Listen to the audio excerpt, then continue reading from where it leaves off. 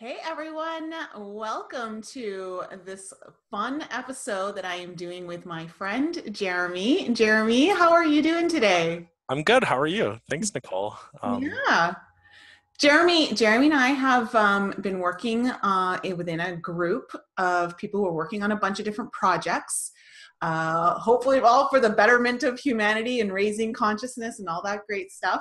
And Jeremy and I thought it would be fun to talk about this topic. We were chatting on the phone last week and this topic came up, and we thought it would be fun to have a very casual conversation amongst friends about this topic, right? yeah, definitely. It was funny. We were having this conversation. I had said, "Hey, I got to call you when I'm in the car," and you're like, "That's fine." And so we were literally talking, and I was driving in traffic in Tampa, and I didn't even feel like I was in traffic. I literally an hour and a half went by, I know, and by fast. and I was like, "Wow, I probably should get off the phone." But Well, okay, Jeremy is a speaker and coach and author of the book Peace Be Still, correct? correct. Yeah, so why don't you just tell the audience a little bit about you, and then we'll kind of get into it. Well, what should I say? Well, I'm a healer and a coach, and I just left a career of 21 years as a corporate trainer over the summer, which is amazing, exciting. And, I'm just like, I feel like my life is like a massive adventure. I've always felt like that. And that's kind of how I live it. And if I can instill a little bit of that in somebody's life, that's what I'm all about, is just to look at life as like this gigantic adventure and have fun with it. And, if you have that, you're going to have a great life. so, You are. so it's pretty exciting stuff. That's a little bit about myself. I mean, I've been a speaker now, well, with training and everything since 1996. So been doing this for a while. Yeah, this is like no skin off your back right now, right? This is just like walking through the park, having your coffee. It's easy. It wasn't like that at the beginning. So my first time speaking in front of people was I was 17, and most people think this is funny. I was so nervous I peed my pants. It was a 3-minute speech, three Oh, minutes, and then my second time I was in my early 20s, and that's when I started off as a trainer.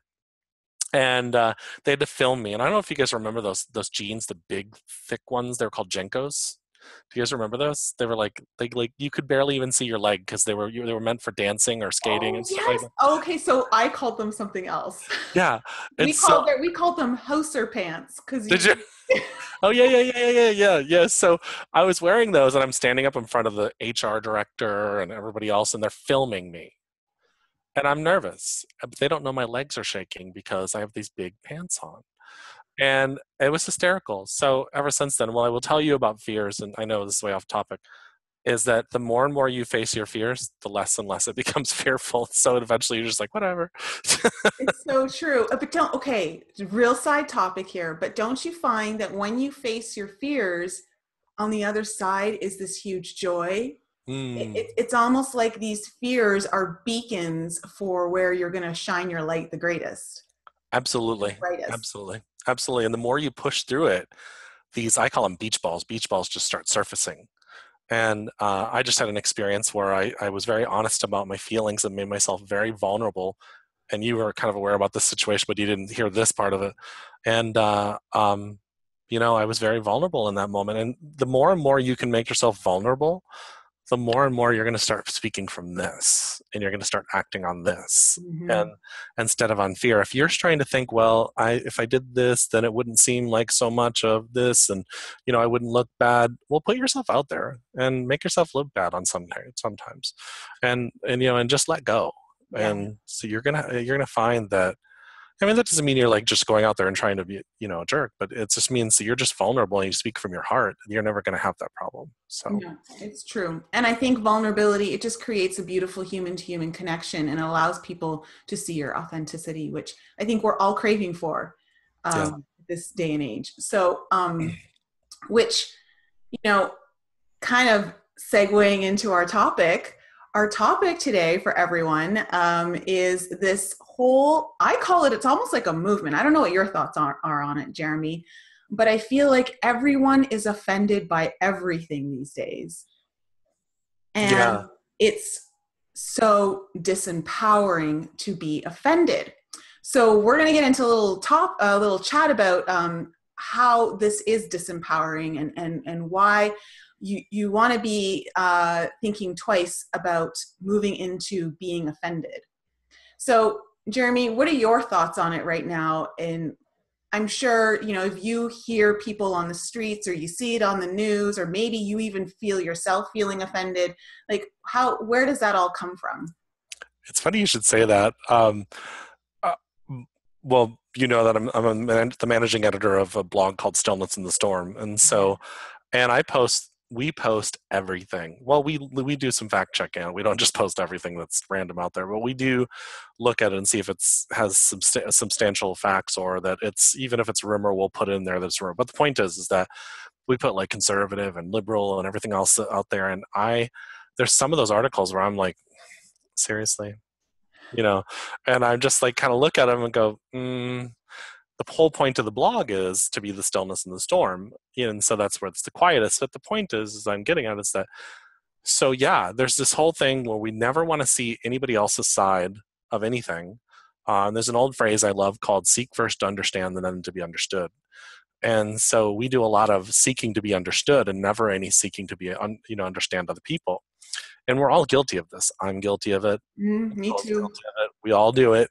Yeah. And however, how we get better at it is that once we have one of those moments, we sit down and we say, okay, where did that come from? And what is it I'm not seeing? And then what's the old saying, one finger pointing out in judgment, then you got three pointing back at you. And it's like, right now, what's the big thing? There's a whole bunch of stuff going on in the world, and, you know, there's always this opposition, you know, Republican, Democrat, male, female, male, female, and I call it duality mind control. Yes. So, and we get really, if I look at Nicole and just think she's wrong, and I am so unwilling to hear her, like I have to prove my point. I already know I'm in what they call the Wetiko. The Native Americans call the Wetiko. And Wetiko is that part of ourselves that just has to be right, gets angry, flies off the handle, all that, because it's that darkness or that shadow that we don't want to look at. And that's exactly what we do need to look. And it's a gift, actually. When it happens, you can actually say, ooh, I got a nugget of truth coming up. And there's a great opportunity that presents itself when you move into I am offended. Because when you're offended, you've completely moved into the ego. And I don't think a lot of people realize that. When they're offended, they feel like the person who's in the wrong is the person who has offended them. And what's really unfortunate about this idea of I am offended, it is complete victimization of self, and it is complete disempowerment. When you say I am offended, it means that you've now given up the control of your feelings to someone else. Yep. And now, so your emotional car is being driven by someone else, and you just don't know where that car is going to go. You don't know where they're going to take you. They could take you on the most craziest roller coaster ride of your life, and you're now at the mercy of them because you've given up your power by being offended. Mm-hmm. Yeah, and it's like somebody will say to you, well, you made me feel this way. I was like, no, I didn't. Oh. Nope. And, and I know you and I have both been on that, and we both thought, you did this to me. But in the reality, when you do take a step back and you kind of look at the bigger picture, you can see that it has nothing to do with them and everything to do with you. It comes down to feelings. Absolutely. And you remember the 4 agreements. One of the 4 agreements says that we're all doing the best we can with what we have. And so, if you really think about that in any interaction, most interactions that are become arguments or disagreements are usually a disagreement because they don't understand everything. And so everybody's doing the best they can with what they have, with the information they have. Now, how could we change all this? We could start asking questions. We could start, wanting to seek first to understand to be understood. And then I find a lot of times that I am mistaken. I was just telling you about before we came on to record, is that I had a situation where I had literally judged another person based on information that was given to me by another person. Somebody that it was very random that I even ran into the person that gave me this feedback. And so I had literally judged this person, and then I got back to them that I judged them and they didn't like me and all that other kind of stuff. And so recently we've kind of like talked, we ran across each other, and he called me last night and he said, are you doing something tomorrow night? Would you like to go out and get coffee or a drink or whatever so we could sit down and talk? I really feel like we need to talk. And I was like, great. He extended the olive branch. And it was funny. I was telling Nicole I was going through this massive spiritual experience. And I'm like, I just really want to sit here and meditate. But I knew it was important too. So sometimes you have to step out of that, and it was important. And it was a great time. I really connected with this person on a level I didn't think I was going to. And there was another friend that had kind of orchestrated the meeting. And so she was texting me at the time, are you still there? Are you still? And I responded, I said, leave us alone. And we're having this, where did this come from? He was offended. I was offended. I thought he was going to hurt somebody. All of a sudden, and I misjudged him. And I would have missed out on a great person if we wouldn't have had that meeting last night. And so these are things that we're really limiting ourselves from friendships. Now, we may never see each other again. I'm sure we will, but we never see each other. But we've literally, people don't even understand the energetic connection that you have when you are angry with somebody is like this, pushing, like, and your fingers are pointing and your energy is pointing out. And that means no one's in here in the garden working it. Because if your energy, it's like you said, it disempowers you, right? Yeah. And so if you think about pointing like this is like, if your energy is pushing, and then the natural flow of the universe is not flowing. And then you're pushing against the grain. It's like trying to swim or paddle up against the current. And if your mind is on all these things they've victimized you, then you are not in the now of the moment and you're not in flow. Yeah. And I think also you brought up a really great point with your friend, that when we move into this idea of offendedness and we've disempowered ourselves and now given up all control of our feelings to something outside of ourselves, that we've completely broken down the lines of communication. Yep. And that's a really sad place. And we're seeing a lot of that right now, where no one wants to talk to one another because they're identifying with their beliefs and their feelings so strongly that there's no room for learning from one another. And we all have things to learn from one another. Despite what any of us may think, we all have things to offer this world. We've all come in with our gifts. We've all come in with our experiences, and we learn from those experiences. And we all cross each other's paths for very specific reasons. It's not just random. And so when we get triggered by something, we can either completely close off that opportunity and point the finger, as you said, where three are pointing back at you, or we can take that moment for self-reflection, perhaps instead of judging the other person as being an offender, that we now are the witness, and we can say, why is someone triggering this feeling within me? Why am I so upset over this? Because the truth of the matter is that when we're truly in a joyful space, when we're truly happy with who we are and very confident in who we are, it doesn't matter what someone on the outside says to us, they'll never rock that foundation. Mm-hmm. Yep. And so it's actually very helpful to see that when all of this coming up is letting us know that we haven't built up our foundations in a very loving way on the inside. And we're allowing people outside of ourselves to come in and break that down, which in some cases is kind of okay, because maybe it needs to be broken down a little bit and then rebuilt in a stronger way. Yeah, and I want to bring up the point that the ego, even when you are in a fairly balanced place, let's put it that way, it's going to still surface in your mind. And so what happens is that we get all upset. Well, my ego was saying this, and I really wanted to bitch slap that person.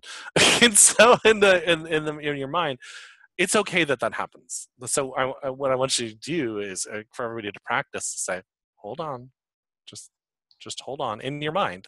One of my friends tells it to get in the back seat and put the safety restraint on. We'll talk later. we'll talk later. And then she'll say, I love you, we'll talk later. So what happens is that if you actually sit down on your couch later and say, okay, let's process this, that inner part of yourself, you're starting to build a trust with it. And it is you, obviously. It's Mm-hmm. not a separate thing. So I don't want us to think it's a separate thing, as it's not. And so when you get into that and you say, okay, let's talk. And then you allow that inner self, part of yourself, to scream and yell or say, you've never listened to me. And when you start doing inner work, there's a part of yourself that is going to scream at you and say, you never listened to me. And that's that part that it gets offended. And so what I just want everybody not get upset and look at themselves and feel guilty. It's really a process. You have to sit down and say, hey, let's talk about this later. Right now is not the moment. And no, we're not going to bitch slap this person. Not effective. So, and you just go from there. Yeah. Yeah. And that's so important, is that we do get to know ourselves a little better on a deeper level. When we connect with ourselves on a deeper level, that allows us to connect with others on a deeper level. And then have these conversations where, instead of it blowing up into some heated, futile argument of being offended by something that someone else has said, that it can actually be productive in learning not just about yourself, but about the person who's engaging you in the moment. And that's actually another thing, like, I wanted to talk to you about, is the other thing about this whole idea of offending people is that it's a very slippery slope, because we're now limiting how people can express themselves, regardless of how awful we may think it might be and hurtful it may be. We are now teaching people to limit how they express themselves. And I'm really seeing the ramifications of that years later, because I used to be a PC person. I really don't subscribe to the whole PC thing anymore, because of this reason, that no one knows how to express themselves authentically anymore. They're so scared of saying something that they're not supposed to say, that they may be viewed as a negative person, that they may be hurting someone else. And I mean, we just finished saying that you're not responsible for other people's feelings. So when we realize that, then we have to take ownership of our own feelings. But how do we own those feelings if we don't even know how to express them? Well, it's interesting. So each time I spend every day thinking about, hey, was I authentic today? Where's an opportunity to be authentic? And the ego, believe it or not, will show you. It'll say, remember how you said you're going to be honest with people? You lied here. It trusts me, it wants to show you what a jerk you've been. And so it'll do it. And so there has been so many times, especially over this last year, like, I teach this, and there was a whole situation during the beginning of the year where I wasn't being authentic. And trust me, when I went into a bad depression in July, the ego made sure to remind me that I was not authentic, and you teach this. And you wrote a book called Peace Be Still. Shows how peaceful you are. And so it'll really push you to see it. So what I do is that about 5 to 10 minutes every night, I'm like, was there an opportunity for me to be more authentic? And so it's really, and it's hard. It's not easy, because of course you and I do videos, we do radio shows, we speak in front of people. It is a natural part of us to say, because we've been conditioned to say, well, what's going to make us more successful? Should I not say this? Should I not do this? And all that other kind of stuff. And should I present? Because I worked in a corporation longer than you. You actually broke from the Matrix way before me. and so, but you sitting in meetings, like, and directors and vice presidents are saying, hey, we're getting ready to roll out this new project, and and let's not tell the employees, or we're getting ready to fire a bunch of people. I'm like, well, shouldn't we tell them now? They're like, no, we need to wait. I'm like, or, hey, you shouldn't say that because you could offend people. I'm like, or these are going to be customer care agents. Maybe they should learn how to be offended and deal with it, because customers are not going to have a filter. And so I actually told somebody a long time ago, if you ever wanted to find enlightenment, go be a customer care agent in a call center. because it's literally the Buddha at the Bodhi tree. Remember that's his situation. He sat there and Yeah. all these things came towards him. And once he found peace is when he was like, oh, I'm detached from the outcome here. Then he stopped being offended. Then he stopped being upset. And then pain ended. And what is enlightenment? The end of pain and suffering. Yeah. Oh. Yeah. I mean, the whole lesson is not to look outside yourself for the control. The control is within you. We are responsible. I think it's almost like we really do have to realize we're all adults now. We're not children, and we look for other people to control their actions. We have to be responsible for ourselves in all aspects. And sometimes, and I'm totally guilty of this, that I feel like we emotionally revert to being children. And we throw these temper tantrums, and we don't know how to handle our own feelings and how to assess them, because we've been taught to really push everything down and pretend it's not there and everything's fine. And out of this part of it, I'm not saying it's all due to this, but part of it out of this worry of being offended or looking like a negative person or a bad person in someone else's eyes, we can never control what other people are going to think about us. I mean, that's just a hard truth. We can't control that, nor do we want to control that. So we have to just be cognizant of what we're responsible for, which is understanding our own feelings. And like you were saying, you know, one of the responsibilities that I feel I have now as someone who is doing these videos and speaking in front of audiences and has the podcast and all that, that one of the questions I always ask myself, because I really like your thing where you ask at the end of the night, am I authentic? Was I authentic? Could I have been more authentic today? Is this information going to be helpful? You know, or am I just doing this out of ego and because I want to talk about it? And I now ask myself, you know, is this going to help people though? Like, if it's not really going to come out in a helpful way, then what's the point of doing it? You know, just so I can hear myself talk? Like, no, of course not. And so we have a responsibility to be aware of what we're putting out there to the world, but also what we're not responsible for taking in. Right. Yeah. I mean, I think part of it too is that we are so veiled, and meaning that we can't see a lot of things that we would want to see, and we get afraid of the unknown. So it's like you were saying earlier that I'm afraid of, you know, we're afraid of, we don't feel loved. We feel alone. Sometimes we feel abandoned. We're afraid of rejection.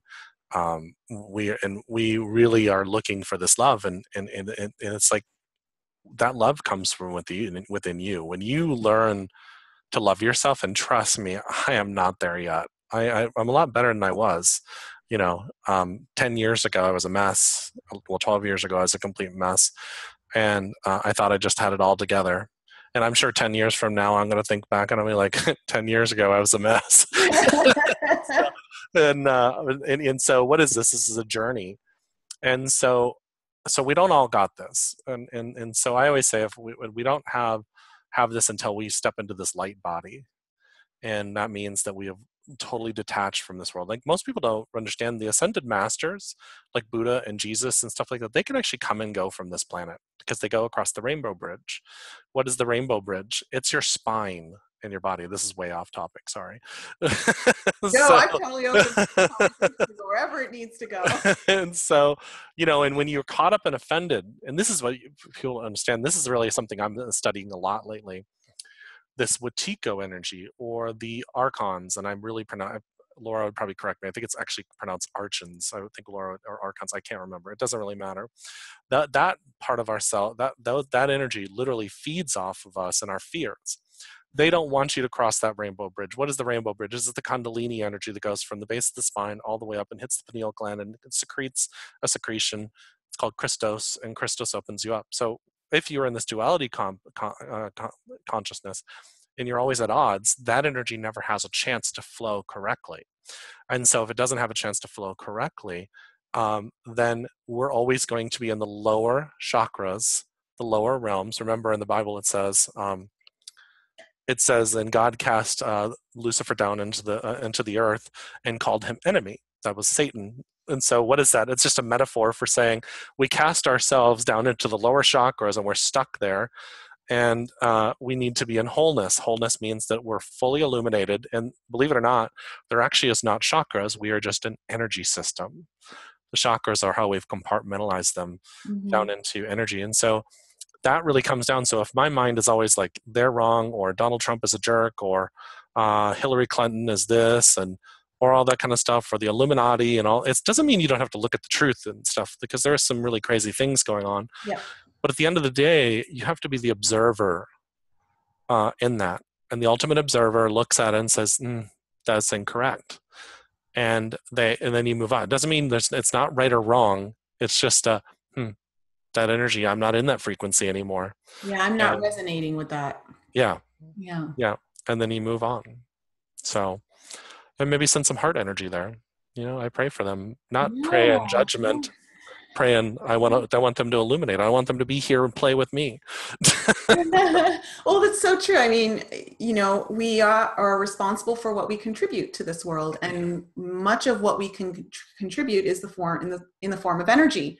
Everything's energy, and so we get to choose. I want to throw more hate and judgment into this situation, or do I want to throw some light? Do I want to maybe send some love and compassion into this? Maybe try to see what's on the deeper levels, like, why is this happening? What has this person gone through, or what has this country gone through, or community, whatever it is, to understand where all the pain is. And that's where it all comes back down to, when, say, Jeremy, you said something to me and I'm like, Jeremy, you just offended me.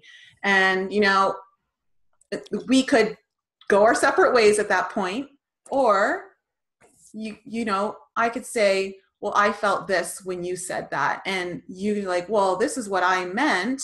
And we can listen to one another, have an exchange of dialogue, and hear where each person comes from. I don't know if you've ever had this situation happen, because I've had it happen several times, where I've been upset with someone. This person's been upset with me. We've been at odds for a certain amount of time, maybe like a year.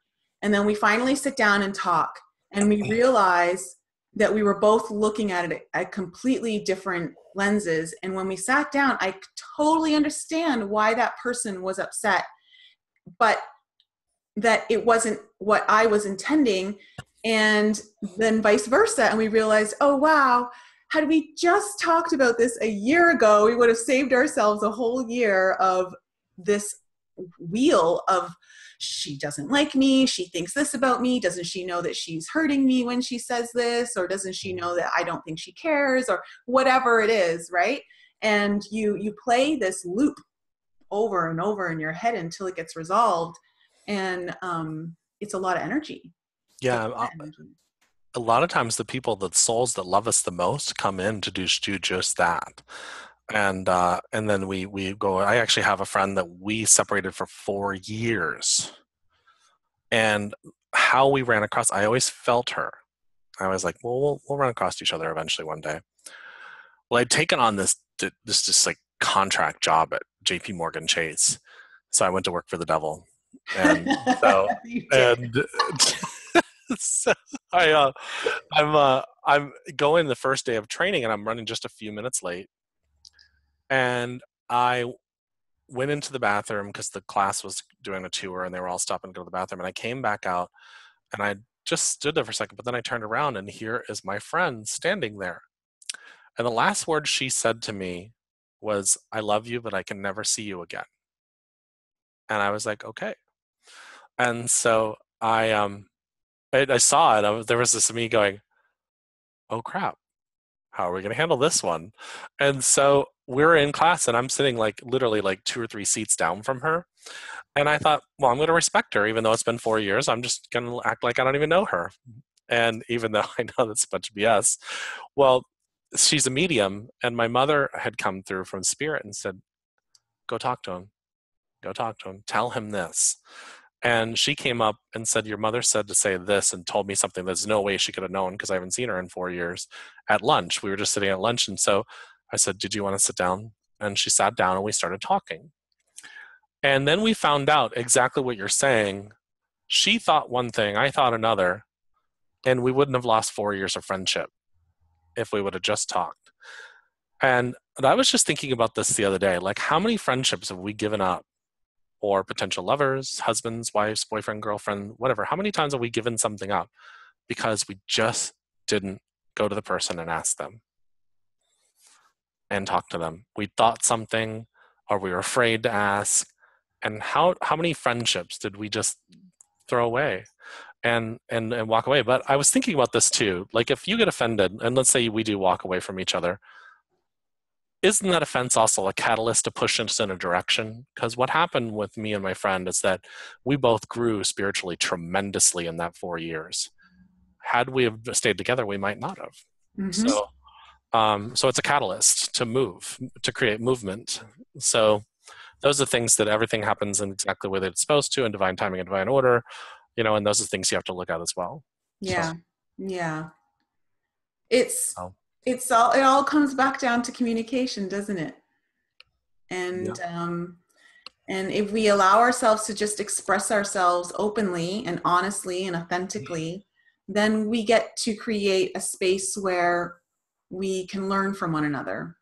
And we may not always say the things that sound best to the receiver's ears, but if we all have compassion for one another and knowing that we're all just trying to do the best that we can, and that we're going to keep that compassionate space open and trying to work through it, that only good things can come from that. Yeah. I feel. So the other thing we can do too is that I know you've heard the Ho'oponopono prayer. Yes. I do this all the time. Literally, if you and I had a disagreement or I felt like you offended me, before I talk to you, I would probably spend a great amount of time beforehand saying, I'm sorry, please forgive me, thank you, I love you. In my head, I would picture your face over and over and over and over and over again, to where that the energy that when I talk to you didn't come off as really brash or tough or anything like that. Because if that energy is between us, there's something that a lot of times is karmic too. Yeah. And so if I can break that karmic tie before I talk to you and the energy, and then we can really heal something. And we're great beings. So like if Nicole and I get into an argument, that's going to ricochet through the universe. And it's not just Nicole and I, it's just everybody. You're great beings. And so it's going to ricochet through the universe. But if we brought peace and our hearts connected, whoa, we're going to kill this. We're going to not kill, we're going to transmute. Where did that word from come? We're going to transmute this duality. Good word. This duality consciousness. We're going to do a lot of things. So it's interesting. That's very cool. You know what? I've done something like that where I was able to heal the situation that I spoke about earlier with this other person. And what I did before I went to talk to that person was I went into meditation and I envisioned this person, and I envisioned their heart opening up, and I wrote love. I just wrote love on their heart. And then I closed the heart up, and I just sent them a lot of loving energy. Just focused on sending whatever energy I could that was loving, whether it was white light, green light, pink light, whatever it was, sending it to them. That was in the nighttime. I went to bed. The next morning I had a text from this person, and I never get text from this person saying, hey, how are you? Aww. And so that's what sparked us getting together to have this conversation and work things out. And so, this stuff does make a difference. We energetically, when we put it out there, we can create this opportunity for a positive outcome if we're open to it. Yeah. Yeah. And we can do that same thing, like, because we started out this conversation with like things that we're seeing, and a lot of times we're seeing this on social media and Facebook. When you see that people are at odds, like I literally just saw this one post probably about a month or two ago, and a young man had posted that he had went out and got tested, and then he said, and somebody had made a comment about, hey, good, and make sure you protect yourself or something like that. And then somebody got offended and took that as, I cannot believe you're saying that HIV people are dirty. And it erupted into 150 comments Oh dear. of arguments. So when I saw that, of course, it triggered me because I'm judging the judger, right? Mm-hmm. And said, I thought, let's stop for a second. And I started saying the Ho'oponopono prayer. I might start opening the hearts up and putting love in it. That's a great one. And so then you noticed after a few minutes that the comment thread stopped. And so what if we just, Facebook is a great way to get duality consciousness working, like and get everybody at odds with each other. Mm-hmm. So what if we just instead did the Ho'oponopono prayer, or do what Nicole had said, or just project out love or whatever, see that common thread in pink energy with heart energy. And then if you do respond, it comes with compassion.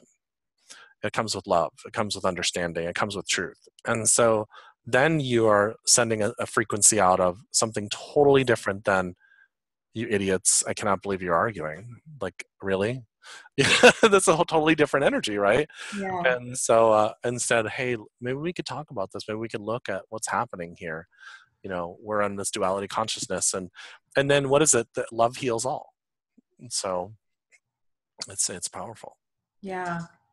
So for anyone who's watching this video, I think that's great. So those are definitely two things that people can actively put into use if they find themselves in a situation where they could engage in that duality consciousness, and allow themselves to be polarized away from that person. Or you can use these are two, I think, great techniques to help kind of bring you back into the more compassionate, open-minded, open heart space, and allow yourself to use that energy to create a reality and outcome that is more desirable for both parties. And I think that's really great. And also to remember that we are responsible for our own feelings. No one else has control over feelings except us, unless we give them the power. And we don't want to do that. We don't want to disempower ourselves. We don't want to victimize ourselves, because that's pure disempowerment. We want to walk our own path and be true to ourselves and be authentic and live in an emotional environment within that's loving, that's compassionate, and allows people to feel that when they're around us, because that shifts people when you're around other. It's like within our group of friends who were all working on these projects, whenever we're getting together online and we're working together, it's so energizing. And I just feel like I learned so much from everyone in the group, and they've all got great energy. And you walk away from these meetings just feeling a lot of positivity, inspiration, love. And I think that's what we want to be putting out there, and knowing that whatever we're putting out there, it is affecting others. It may be on an unconscious level, but it is affecting others. Yeah, it definitely is. And what does it also say? Two or more gather in my name. What's that about? It's about the Christ energy, the Buddha consciousness, whatever you want to refer to it as, coming together. So, us just talking on this in webcam together right now, we're coming together and we're in flow. So if we're in flow now, we're actually affecting consciousness. And so just hanging out on those calls, Nicole and I like our wine on the calls, and it's like I don't have one right now, but no, I don't. I thought about it. It was like 2:00 in the afternoon, Jeremy. Really? I know. So, but it's one of those things where, we can really. So I want everybody to know that you're just this amazing, significant being. And while you're out there thinking, well, there's nothing I can do. Well, every time you give somebody a hug instead of arguing with them or calling them names, you've just affected reality. You've just affected consciousness. Every time that you make a choice not to react, you've just affected reality, because your thoughts, your feelings create. This isn't just the law of attraction. This is called cause and effect. And so that's natural law. And we can't change natural law. What we can do is choose how we work within it. And so there is a group of people, not to get too deep into that, or energies that want you at odds with each other. They do. Mm-hmm. And so the more that you're at odds with each other, the more you'll feel disempowered. And Nicole already said, you give another person your power. And if you are disempowered, then you can't change anything. And then the ones that want you distracted still have power in a three-dimensional sense. In a fifth and sixth and seventh and whatever dimensions we want to go beyond that, your soul is still very powerful. It's like the third dimensional ego doesn't think it is. And so you feel like you're the raisin in the galaxy, and you're not. You are literally this infinite being. And so, and because you're this infinite being, you can affect so many things. If I could hug Nicole right now, I would, but it's a webcam. It just doesn't work. I feel your energy. I feel so it's like, and over the past few days, she and I have had some synchronicities that happened because I had literally posted a video of our friend Teresa and I, and she was the first person to watch it. And that was the day that she and I had talked on the phone. And so it was really cool because in the video, I actually said, I hope Nicole sees this video. And she was the first person to see it. She was actually going to, I think you told me you were going to bed. I was getting ready to go to bed. I was ready to shut everything down. And then of course, like I have your YouTube channel on notifications in my subscriptions. And so I saw it pop up and I was like, oh, it's Teresa and Jeremy. I go, they're going to put me in a really good heart space before I go to sleep. I want to go to sleep on that energy. So I'm going to watch them for a bit. And I turned it on and then lo and behold, like there you are saying, I hope Nicole watches this. And I'm like, oh my God, I am. And so she texted me, she goes, I'm at that point. And at first I was like in like working mode, because a lot of times I do posts for Stillness in the Storm like late at night. And so I'm like, oh, that's so cool. But it didn't hit me until the next morning when I watched the video over again. I was like, oh, that's so awesome. And it really just, it was incredible.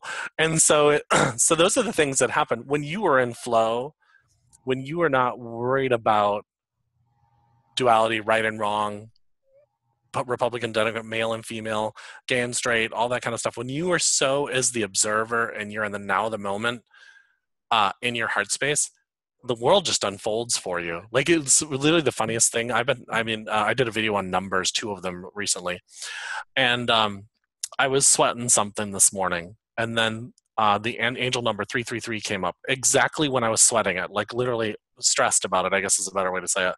And so I was like, 333 is about relationships and endeavors and everything you've been working on paying off. And then later on, I called somebody that I was literally thinking about, well, I should probably call them, I think I don't know what's going on. I haven't heard from them. And it was at 12:12 that I called them. 12:12 is stay positive because your positive manifestations will pay off. And I thought, drop the mic right now. This is the coolest thing because the universe is literally talking to you. Yes. And that's what I mean. Like the ego is going to get its moments, but the universe is saying, calm down. Mm-hmm. It's okay. Kind of like your mother putting them, it's okay, sweetheart. You can ride that bike. You won't fall. I'm right here to catch you. Yeah. Yeah. So. Oh, that's beautiful. Yeah. I just love it. I love it when we move into that flow state and we move into our joy and we're in that state of loving life, full of gratitude, just seeing all of our blessings around us, that's when everything really starts to connect. And you really are resonating with those people around you are being pulled into your circle. Like I'm up in Canada, you're down in Florida right now, and we're still having these synchronicities, like there is no time or space that comes in between this stuff. So it's beautiful. I didn't even ask you, like, what's the weather like up in Canada? Oh, it's cold. It's very cold and gray today. Yeah, it's never that sunny up here. That's probably why I left 10 years ago to move down to a little island in the Caribbean. Well, I was born in Minneapolis, so I understand the gray during the winter and the 2 months or 1 month of summer. And then I have a friend that's from Alaska, and I'm like, and he's Venezuelan. I'm like, how did you go from Venezuela to Alaska? And he said, You so know what? Sometimes you just need a change. I needed yeah. seasons again. I needed to be able to wear a winter coat. I know it sounds completely spoiled that I didn't want to walk around in flip flops and a bikini all day anymore. But yeah, no, I just needed a shift and a change. And I'll be honest, after leaving such a tiny little island, and as beautiful it was for like the 9 years or whatever, how many years I was down there, that I've now moved back into, like, I guess, the mainland, and it's allowing me to explore more networking and meeting more people, because on those little islands you're kind of in a little bubble, and this is how I was able to meet you and everyone else in our group, and I just keep, expanding that network and finding more like-minded people, and it's beautiful. I love it. So Yeah, I don't because I mind the think trade-off of the weather. you had literally seen Mike on a video talking, right? Yeah. And then we were all at Eclipse of Disclosure. I You think you know, had, there were some very interesting synchronicities between our group and me coming in. I I watched Mike's video uploaded, and I saw it on a YouTube channel. I found out that he was offering a meetup group where I was in Colorado at the time. I went to the meetup group. Him and I connected, and I told him, like, you and I should just chat. I'd love to chat with you more. And in that time frame, before him and I actually were able to set up this phone call, Justin, your business partner of Stillness in the Storm, posted one of my YouTube videos on your blog. oh, And I was like, oh my gosh, how did that get on their website? And, and then all of a sudden everything just started coming together. And then Mike was like, you need to come into our group. And I'm like, oh, what group is this? And I come in and I'm like, oh my gosh, I was following half you guys already on YouTube. Right. And so I just, how did I get, and that's the whole thing, is like, I feel when you're resonating with that higher frequency, you start to attract more like-minded people who are working on similar missions, and we all have similar missions and helping to raise collective consciousness, awareness, mhm. and it's just, I got pulled in. I was like, this is where I need to be, and it's like, oh, another soul group. I love it. That's actually similar to what happened to me. Is that I had actually backed away from everything for a while, and probably 2012 I had went on a book tour, and I think I told you my radio show was doing really well, everything was going really well, and then I just pulled away. I just backed up, and Justin and I were roommates at the time, and then they ended up moving to Morocco, him and Julian, for about 15 months to start Stillness in the Storm, and among other things, they were going to start a sustainable community over there. And so we it was probably like last year I was in my job, and I was just like, I was making good money. It wasn't that. And I called Justin up. I said, I am dying inside. I can't do this anymore. I knew better when I did this. And because I had really just gone back. If I did work a job before, I just knew it was like just my means to do what I wanted. But I had literally gone full tilt back into corporate America, into management, and as a trainer and stuff like that. And it was just eating me up inside. And so he had said, Jared, just hang on for a second. And he said, I know you know how to manifest this. And so he had called me up and said, I want you to go to Free Your Mind in Philadelphia. And so I went. And so I went to Free Your Mind in April, and it really just opened me back up to the possibility of jumping back in. So we'd put it out there that it was time for me to step out. I had been putting that energy out there. And then the end of June, I had actually applied for another position where I was going to be a senior trainer and manage other trainers and all that other kind of stuff. And I went to 5 interviews. And on the 5th interview, I interviewed the vice president of the office I would be supporting.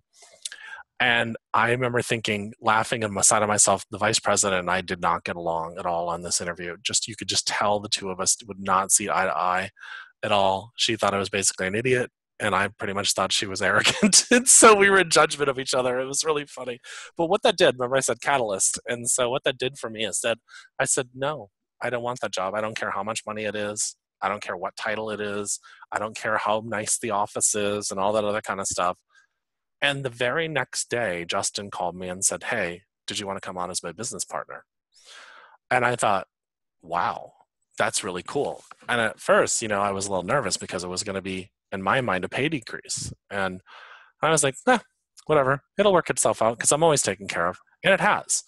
Well, then I went to Eclipse of Disclosure, fast forward, and he was like, I want you to come. That was Justin's first time speaking in front of people.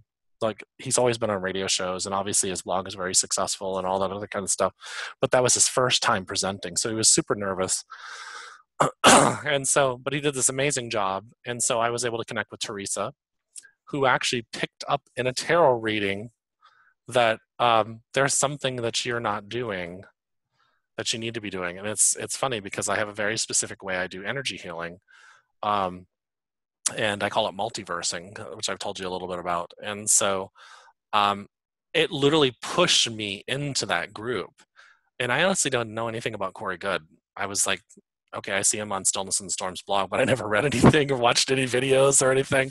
I saw a secret space program and all that kind of stuff, but all my experiences were just my own experiences up to that point. And so the synchronicity just led up to meeting Teresa and Alexis and you and Mike and all the people that are on that group was amazing, because I had posted Teresa and Jordan's stuff on the Stillness in the Storm, but I didn't know them. And then me and Teresa just automatically connected. And then me and Alexis automatically connected. And me and Sterling and Sabrina connected a little bit after the conference. And so imagine that, because it's exactly what you said, together. Yes. And so, it's like a lily pad. You jump from one lily pad to the next. And if you follow the breadcrumbs, you'll make it, And, really, in some ways, you don't have a choice, because the universe will just kind of push you in that direction.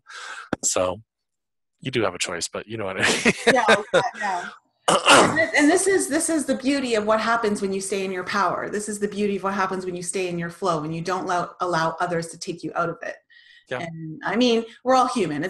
We're bound to slip up here and there, and no judgment. You just pick yourself back up. You do what you need to do to get back into it, and it's all good.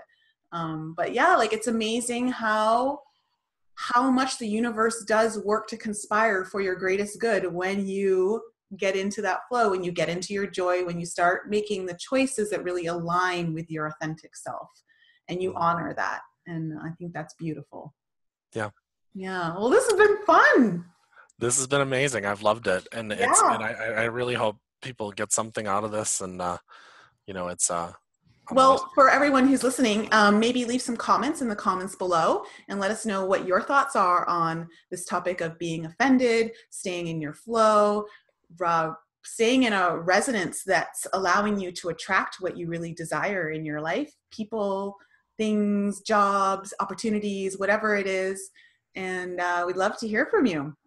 So go on over to Stillness in the Storm and check out Jeremy and Justin's blogs. It's got some great information on there, really trying to break through the truths and see what's real and what's not, and keeping up to date, breaking through that veil, lowering the veil down, so to speak.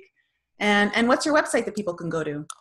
Well, it's Stillness in the Storm, but my main website for me and my healing work is jeremymcdonald.net. So if you, I do take sessions, and I do them over Zoom. So you don't even have to be in Tampa. You can be in Canada and Hawaii and Grand Cayman, and I'll be able to work with you via Zoom. So awesome. And you've got your YouTube channel too, Lamplight Group. That's great. Absolutely. A Lamplight Group, if you look up on the YouTube channel. Also, if you find me on Facebook at Jeremy McDonald Soul Healer, I do live feeds on there, just when I'm inspired, and it's kind of more like my daily vlog. I just do it live on Facebook. Whatever's inspiring me that day is what I talk about. So, yeah. Awesome. And Jeremy's going to be on my podcast next week. So excited to have you on, joining Lisa and Michael and I on Enlighten Up. It's in iTunes.